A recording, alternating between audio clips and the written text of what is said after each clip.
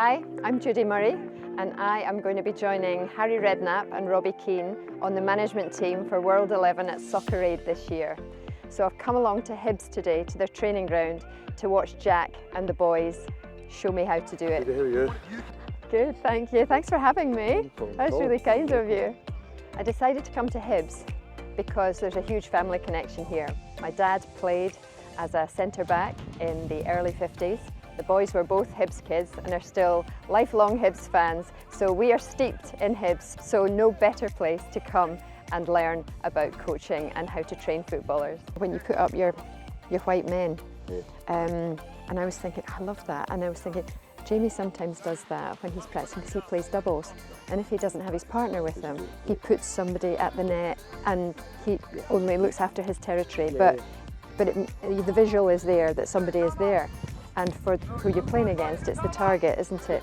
And I'm thinking, so much of it's transferable, and we never share ideas enough across sports, do we, or come and observe other sports. My favourite memories of Hibs, I think, back in the day when the boys were very small and a part of the Hibs Kids initiative, we used to go along and sit in the family section pretty much every Saturday that there was a home match, and I have some cracking pictures at home of the boys on the shoulders of Mickey Weir, Keith Wright, John Burridge. I had a very soft spot for Magic Michael O'Neill and Kevin McAllister. I loved Kevin McAllister, I think partly because he was from Falkirk, but also because he was so flippin' fast.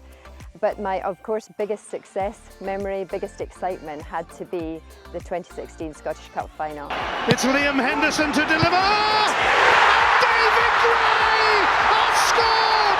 The captain! And 2016 was the year that Jamie and Andy both ended up as year-end world number ones on the ATP Tour, one in singles and one in doubles, and Hibs won the Scottish Cup, and we were there.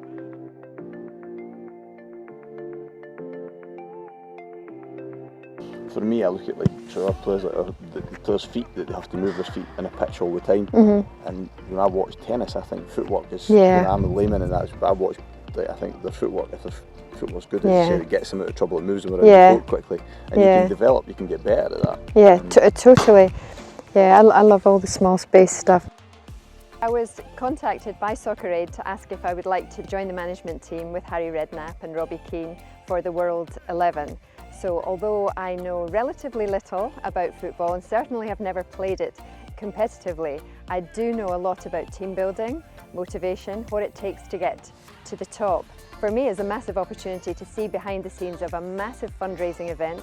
It will raise around £10 million for UNICEF to provide 2 billion vaccines for children in third world countries to get them out to play and back to school. The teams are a mix of stars of screen and sport, all sorts of sport, not just footballers. The thought of watching Usain Bolt passing to Martin Compston, passing to Patrice Evra, to Roberto Carlos, what's not to love?